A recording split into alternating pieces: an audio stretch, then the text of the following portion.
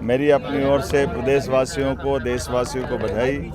यशस्वी प्रधानमंत्री के नेतृत्व में पूरा देश, पूरा मध्य प्रदेश और पूरी दुनिया, आसमान से लेकर पाताल तक जो जहां है, देशवासी, पृथ्वीवासी, संयुक्त राष्ट्र संघ के इस अंतर्राष्ट्रीय योग दिवस के अवसर पर मेरी अपनी ओर से सबको बधाई, शुभकामना।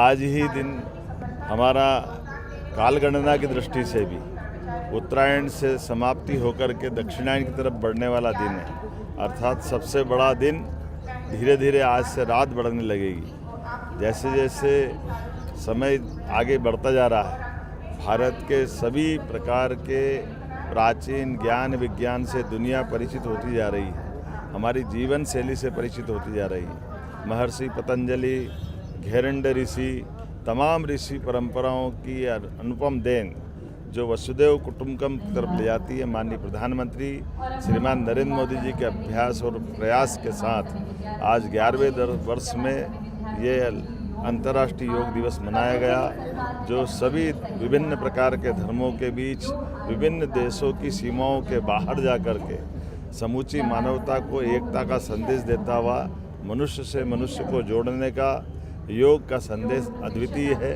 मेरी अपनी ओर से प्रदेशवासियों को बधाई। आज भोपाल के कार्यक्रम में भारत सरकार के माननीय मंत्री डीडी उइके जी के साथ हमने ये सभी माननीय महापौर, अध्यक्ष सबके साथ ये योग में भोपाल से शामिल हुए।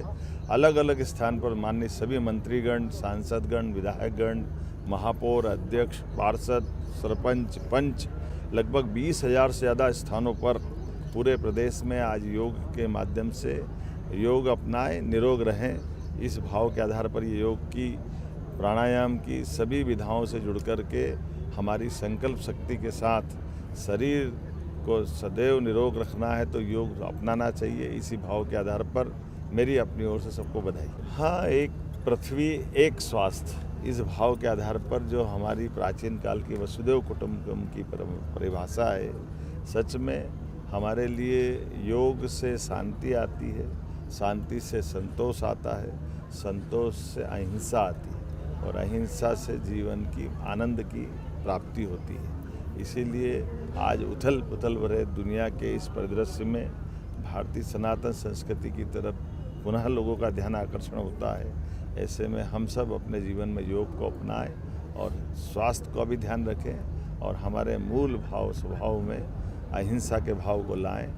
जियो और जीने दो के भाव के साथ हम अपनी सनातन संस्कृति की जय जयकार करते हुए एक कुटुंब की तरह रहने के साथ सभी सह अस्तित्व की भावना को स्वीकार करें।